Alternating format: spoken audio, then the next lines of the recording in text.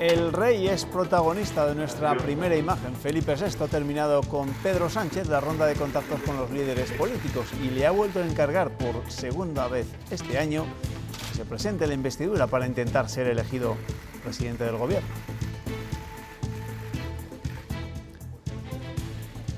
¿Qué tal, amigos? Buena medianoche. Y después de hacer esperar a los periodistas y al conjunto de los ciudadanos, el candidato a la investidura ha acotado a dos las preguntas que le podían hacer.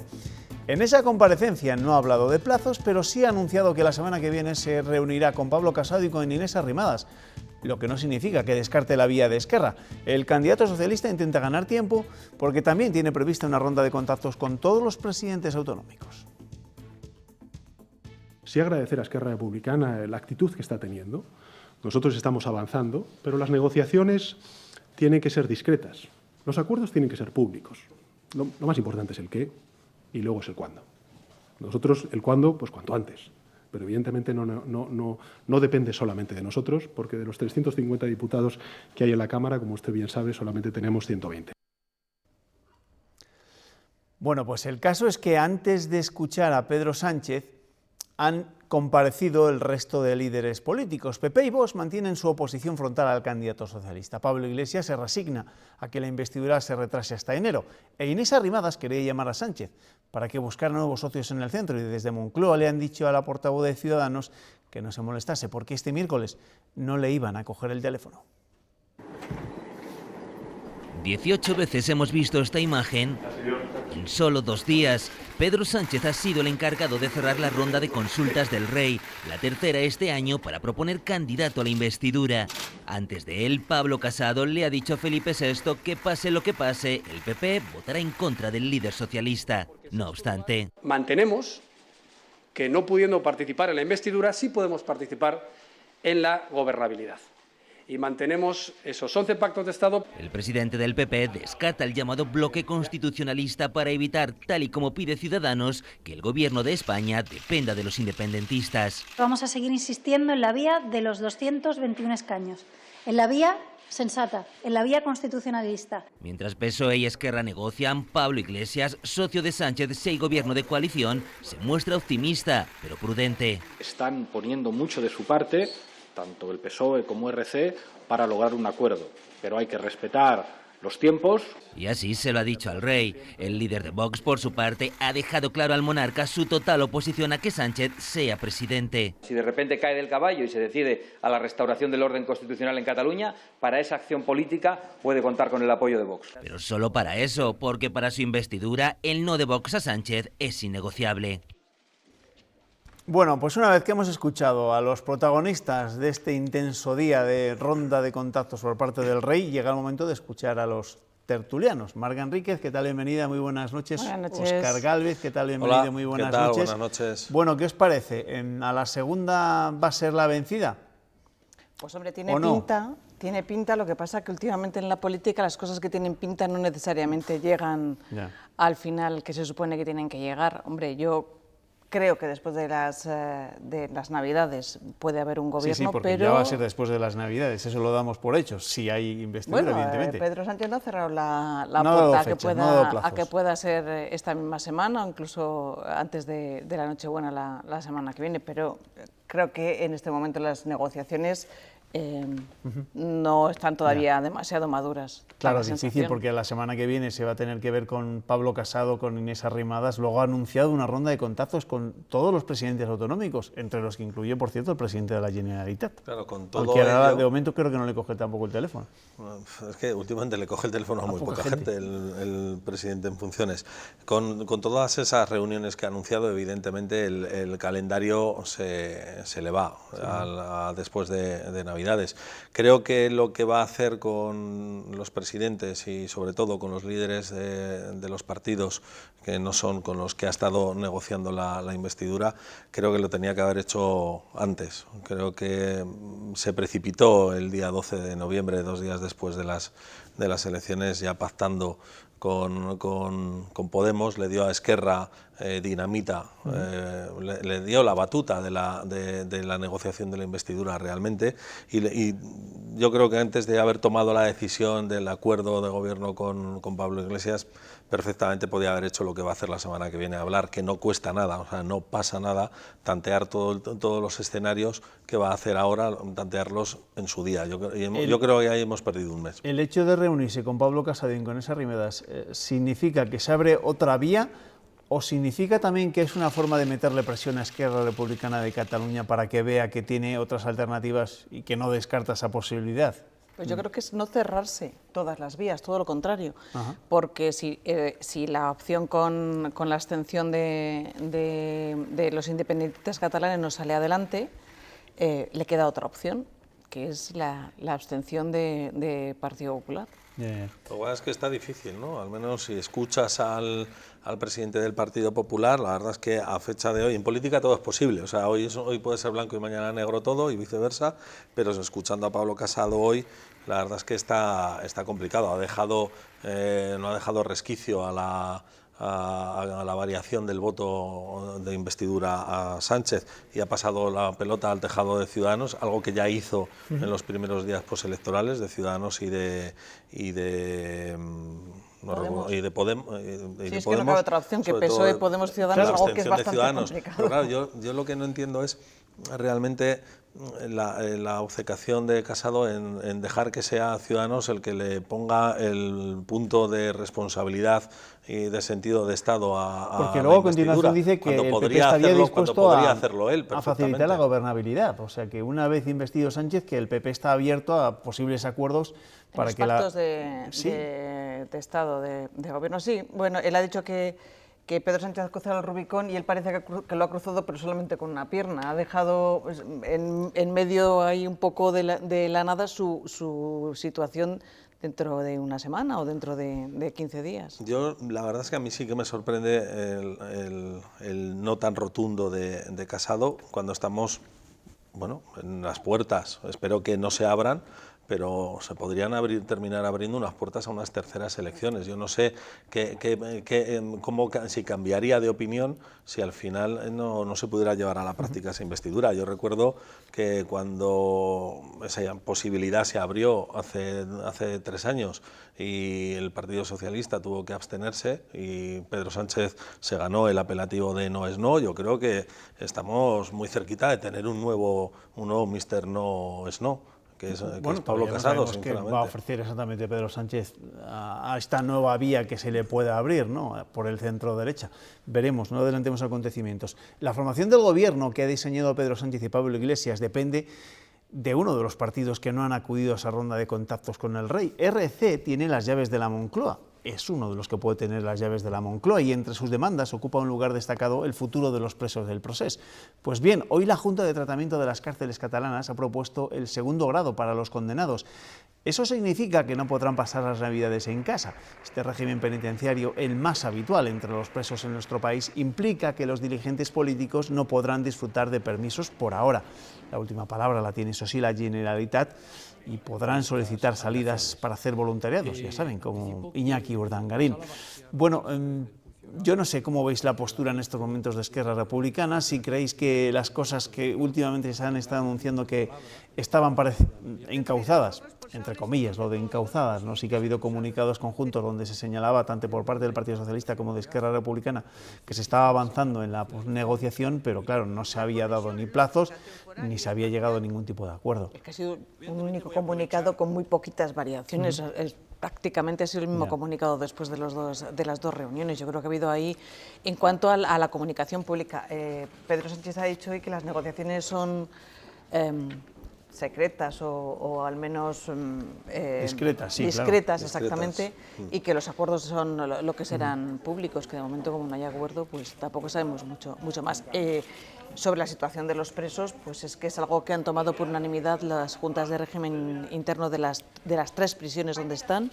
Es el régimen que tiene más o menos el 70-75% de los presos españoles, y sí que hay 2 que probablemente puedan comer el roscón en casa, que son los 2 Jordis que pueden a partir del 1 de enero ya solicitar el paso a tercer grado, que eso les permitiría por trabajo, no solamente por trabajo social, sino que si tienen un trabajo fuera también pueden pedir ese tercer grado. Es cierto que es el régimen en el que están la mayor parte de los presos, una buena parte de los presos españoles, pero evidentemente en el contexto político en el que nos encontramos dificulta mucho el escenario, ¿no? El contexto lo dificulta, porque aquí cada partido parece realmente, en este partido parece que cada uno va a ver si puede meter un gol para sus intereses y se olvida de los intereses generales. Entonces yo creo que esa circunstancia, siendo normal, entre comillas,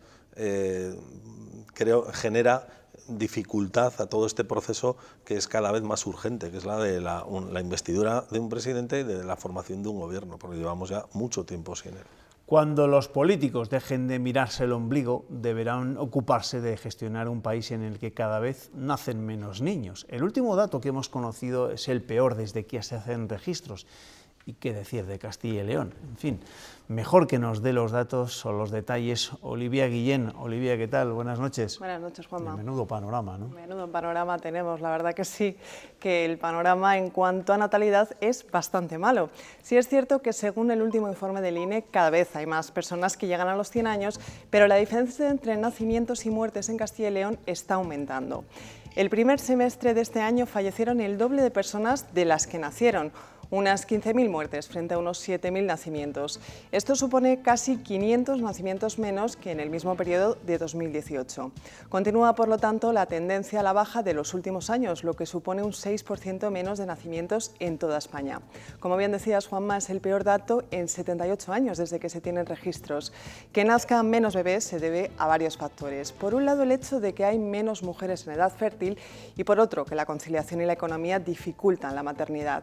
La buena noticia es que el número de muertes también está disminuyendo. En Castilla y León fallecieron casi 400 personas menos. Los datos muestran, por tanto, que España envejece, es decir, que cada vez vivimos más y nacen menos niños. Podríamos decir de forma fácil que este sí que es un país para viejos y que nadie se me enfade, porque Olivia, yo creo que hoy además hay que hablar de gente mayor, de personas que, en fin, a las que se ha rendido homenaje en Burgos, ¿no?, por su larga vida. Así es, Juanma. Hoy el Ayuntamiento ha decidido rendir un homenaje a los más mayores de la ciudad y 20 vecinos han recibido la Medalla de Oro de la Supervivencia. Tienen más de 100 años, incluso uno de ellos acaba de cumplir 104. Y la mayoría de ellos, como ven en las imágenes, son mujeres. Sí, sí, ya lo vemos, la mayoría son mujeres. Marga. Claro. Hasta los 100 y pico. La estadística sí lo dice, ¿no? Hasta los 100 y pico vamos a estar aquí de tertulia. Espero que no. Hay que dar paso a la juventud, que si no... Pues nada, mucho ánimo a todos esos mayores. Sí que hay unos datos que he estado mirándolos un poco más detenidamente. Hay 3 pueblos que son de los que de toda España más población pierde un 5%. Permanentemente desde el año 96, que son Serón en Soria, Beleña en Salamanca y Valdeormillos en Palencia. Pero al contrario hay otros pueblos, entre los que está Arroyo de la Encomienda, que es el segundo de España, que más población va ganando y que menos pierde. Y hay otra cosa sobre lo que decía Olivia. Claro, en esta comunidad nacen muchos menos niños de las personas que se mueren, siendo la comunidad que más esperanza de vida tiene de toda España, con lo cual aquí se vive bien y sobre todo las mujeres, está claro que vivimos mucho, no sé si mucho mejor, pero desde luego mucho más. Bueno, es un problema global, como hemos visto, porque nos estamos quedando en las cifras de Castilla y León, pero en España el resultado es muy parecido, o sea, lo cual quiere decir que estamos en un problema muy serio, muy global de toda la de todo el país, ante lo que se necesita de nuevo una estrategia general de favorecer emancipaciones, nacimientos. O sea, es que falta una estrategia global en ese sentido. Hay cosas que no vamos a poder evitar y es el envejecimiento y que el crecimiento vegetativo de momento pues esté en estos niveles. Pero hay que empezar a impulsar políticas activas que le den un vuelco a la situación. No sé si pasa por el fomento de la natalidad, la inmigración, opinión o lo que sea, pero desde luego lo que hay que tomar es decisiones. No podemos estar más años simplemente leyendo estadísticas y comprobando lo que todos sabemos. Sí, también solamente un apunte. También me gustaría a lo mejor entonar el mea culpa o la culpa de todos un poco. Yo creo que hemos puesto los listones demasiado altos, mucho más altos que los que tenían nuestros padres y evidentemente más altos que los abuelos a la hora de tener un hijo. O sea, buscamos poderles ofrecer tal cantidad de cosas que yo creo que no estamos en condiciones económicamente de podérselas ofrecer, porque lo que tenemos claro es que esta generación va a vivir peor que lo que hemos vivido nosotros y que a lo mejor lo que tengamos que empezar es a rebajar un poco los listones de las expectativas para poder empezar a solventar un problema que tiene sobre todo la mitad de España para arriba, porque la mitad de España para abajo las perspectivas de nacimiento son diferentes. Bueno, vamos a seguir con otros asuntos. Vamos a dejar estos datos tan desoladores. Ayer conocíamos la sentencia que absolvía al vicepresidente de la Junta de un delito de amenazas a un compañero de partido. Hoy Francisco Igea ha valorado el fallo de la jueza y, como era de esperar, se ha mostrado encantado, muy satisfecho con el mismo. El que también ha hablado de la sentencia es el presidente de las Cortes para dar por zanjado este asunto. Que la justicia en un Estado de Derecho nunca es una amenaza, es una garantía. Y yo creo que eso es lo que se ha demostrado, ¿eh? Yo estoy muy satisfecho. El contenido de la sentencia, la exposición de la sentencia leída hasta el final, yo creo que deja bastante claro lo sucedido. Una situación personal y, por lo tanto, cuando ha habido la sentencia, lo único que podemos decir es que es máximo respeto a las sentencias judiciales y, como no puede ser de otra forma, consideramos que ha terminado el tema. Pues ha terminado el tema, asunto zanjado, un asunto incómodo para el vicepresidente de la Junta, evidentemente, que podría parecer un tema menor. Yo no sé si al final ese tipo de asuntos tienen que llegar a un tribunal necesariamente, pero bueno. Hombre, yo creo que tal y como se planteó en el juicio, a priori, visto como espectadores de fuera, no tenía pinta de que fuera un asunto que debería haber llegado a los tribunales, porque fue una discusión. Quizás un vicepresidente de la Junta no se puede permitir el lujo de discutir airadamente. Bueno, en aquella época, evidentemente, no era vicepresidente de la Junta. Era candidato a la presidencia, era candidato a las primarias de su partido. En un momento de acaloramiento, de tensión interna. Que no se puede tener la piel tan fina cuando uno se va a dedicar a la política, porque estas cosas le van a pasar más veces. Y que venir llorado de casa. Exactamente. Dicho esto, me parece que llegar a un juicio pues era algo un poco desmedido. También es verdad que la imagen de un vicepresidente de la Junta sentado en un banquillo pues no es lo mejor que le puede pasar a la Junta de Castilla y León. Y luego, claro, lo que más o menos quedó claro es que el denunciante actuó movido no por los insultos de Igea, sino por un partido que tenía detrás que en ese momento no respaldaba a Francisco Igea, y más o menos la jueza lo deja caer en la sentencia. Coincido con Marga prácticamente en todo lo que ha comentado. Yo creo que la buena noticia para Ciudadanos, para Igea y para Ciudadanos en este caso es que bueno, pues ya tienen un charco menos por el que tener que preocuparse. Francisco Igea hablaba de la sentencia de ayer en un foro en el que estaba invitado para hablar de la reordenación de la sanidad rural. Ese caballo de batalla en el que también está metida de hoz y coz la consejera Verónica Casado, que hoy ha visitado el centro de salud de la localidad burgalesa de Briviesca, un centro referente a nivel nacional por llevar 10 años realizando ecografías. Allí ha adelantado que la consejería ya está estudiando su propuesta de incentivar a los médicos en zonas de difícil cobertura, una medida que van a poner en marcha en el 2020. También ha querido mandar un mensaje de tranquilidad a los alcaldes de los municipios, desmintiendo una vez más el cierre de consultorios. Ahora mismo estamos en ese estudio que queremos claramente sacar adelante, y yo creo que en el primer trimestre del año que viene probablemente seamos capaces de irlo sacando. En el PSOE de Castilla y León se siguen sin creer que la reordenación de la sanidad no llevará aparejada el cierre de consultorios. Hoy su secretario general ha criticado a Verónica Casado por no haberse reunido con los 87 alcaldes que forman parte de la zona básica de salud de Briviesca y que exigen la reposición de médicos. Luis Tudanca insiste que las intenciones de la Junta es la de cerrar consultorios rurales y ha calculado que esa medida afectaría en Burgos a 226. Luego lo que hacen es trampas, porque cerrar consultorios no es ponerles un candado. Es que un consultorio médico al que dejen sin médicos será otra cosa, pero no será un consultorio médico. Eso es lo que van a hacer, dejar sin atención. Sobre este debate en torno a la reordenación de la sanidad rural, el anuncio de Verónica Casado, evidentemente, era uno de los anuncios contemplados en todo este proyecto, el de buscar incentivos, ¿no?, para que los médicos, los profesionales de la atención primaria acudan a estos lugares de difícil cobertura. Es complicado, ¿no? Es un proceso complejo porque evidentemente cada vez son menos los médicos que quieren acudir a estas zonas y estamos, en los próximos años lo vamos a ver claramente cuando se jubilen muchos de esos facultativos, va a haber bastante carencia. Más de la que hay en estos momentos, ¿no?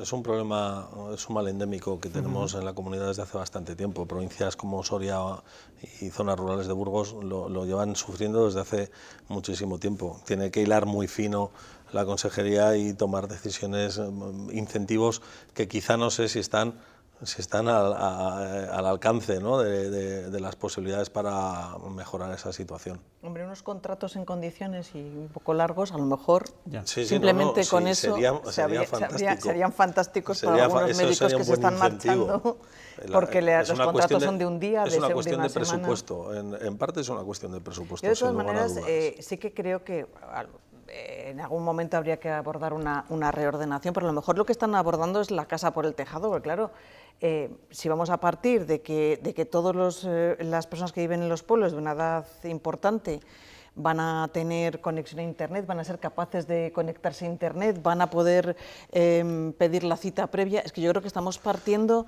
de una base bastante dudosa.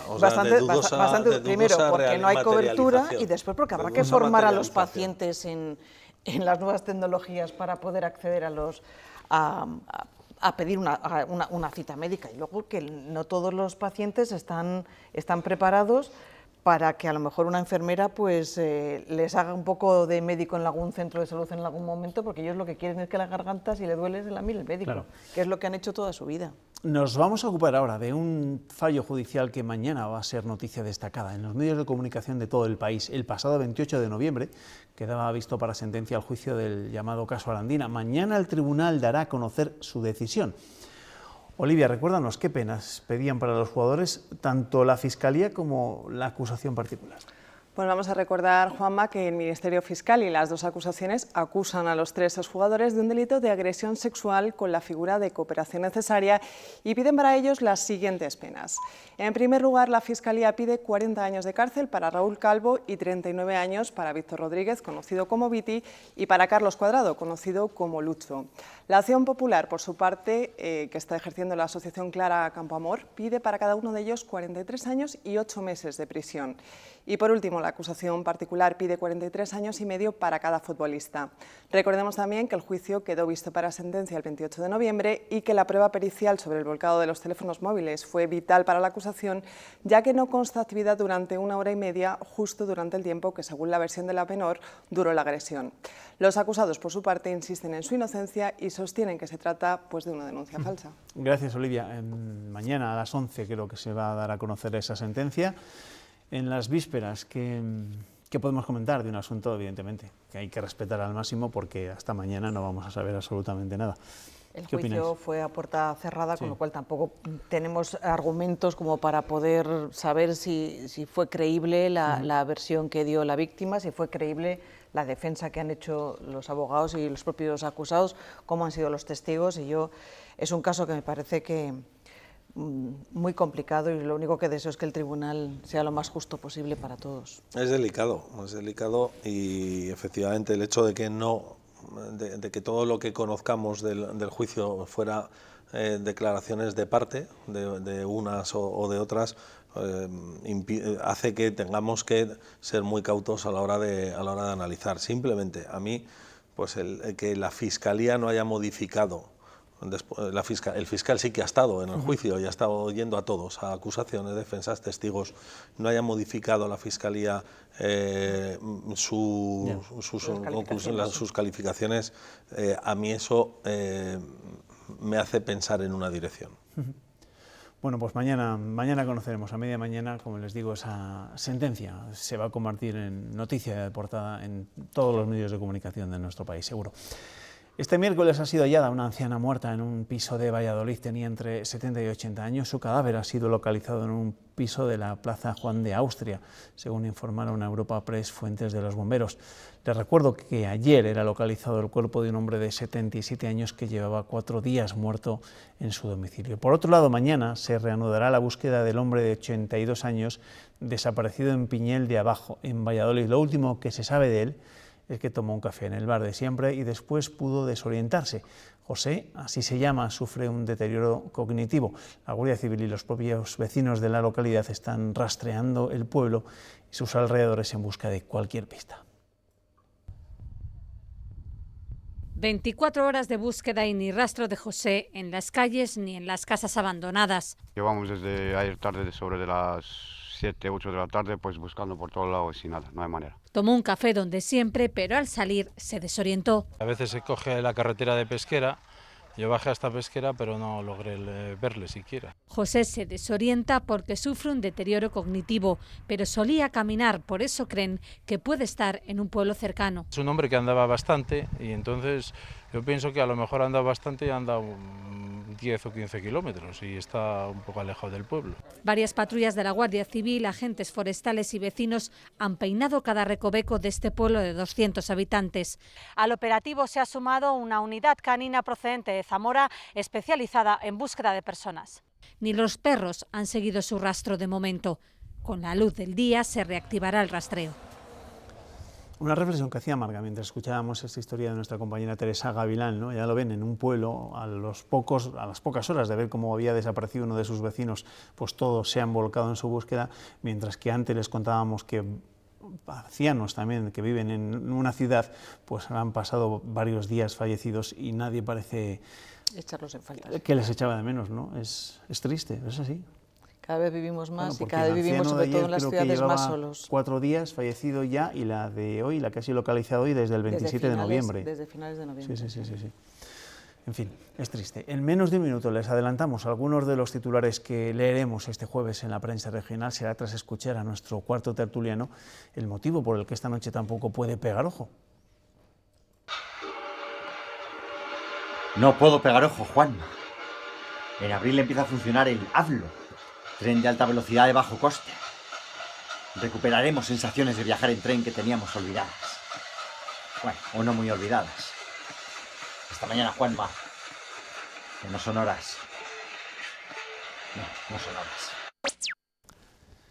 Ese ave barato del que habla Nieto es este. Se lo ha presentado esta mañana a los medios de comunicación el ministro de Fomento en funciones, José Luis Ábalos. Empezará a rodar en abril, primero entre Madrid y Barcelona y después por el resto de la red de alta velocidad. Por ahora, Fomento no nos ha contado lo que costarán los billetes ni el número de trenes que formarán parte de esta filial de bajo coste de Renfe. Bueno, y en tren nos vamos ahora hasta el kiosco para que Olivia nos cuente los titulares más destacados de la prensa regional. ¿Con qué empezamos esta noche? Pues vamos a comenzar con el diario ABC, que destacan titulares que Francisco Igea ve tóxico que Óscar Puente y José Antonio Díez agiten banderas buscando enemigos. Continuamos con el diario La Razón, que resaltan su primera el compromiso del gobierno regional para defender los intereses del campo en Europa. Y el titular con el que abren su información de Castilla y León los periódicos del grupo Promecal es el siguiente. Dice que el repunte de infracciones laborales lleva al Ministerio de Trabajo a programar más de 46.000 inspecciones en 2020. Seguimos con el Mundo Diario de Valladolid, que cuenta entre sus titulares más destacados que se ha hallado el segundo cadáver de una persona mayor en su vivienda en 24 horas. El Diario de Burgos dice en portada que la baja natalidad lleva a la provincia a perder 5 habitantes al día. Continuamos con la Nueva Crónica, que abre con la información de que León sigue registrando el triple de muertes que de nacimientos. El Diario Palentino cuenta en portada que el cheque bebé de 1.000 euros pasa a mejor vida tras alcanzar los 536 beneficiarios. Por su parte, el Diario de Ávila destaca en portada que la remodelación de la plaza de Adolfo Suárez se retomará a principios de 2020. Y terminamos con el Diario de León, que resalta que la restauración de las pinturas del Panteón Real de San Isidoro comenzará en 2020. Gracias, Olivia. Bueno, pasar la mejor vida. El caso del cheque bebé es que, adiós, que no nos olvidemos de él. Y era una de las medidas que podría ayudar en buena medida a favorecer la natalidad, pero ni por esas. Gracias, Marga. Gracias, Óscar. Gracias, buenas noches. Que os vaya bien, Olivia. Te espero mañana, ¿vale? Hasta mañana. A ustedes les espero a la vuelta de la publicidad. No se vayan.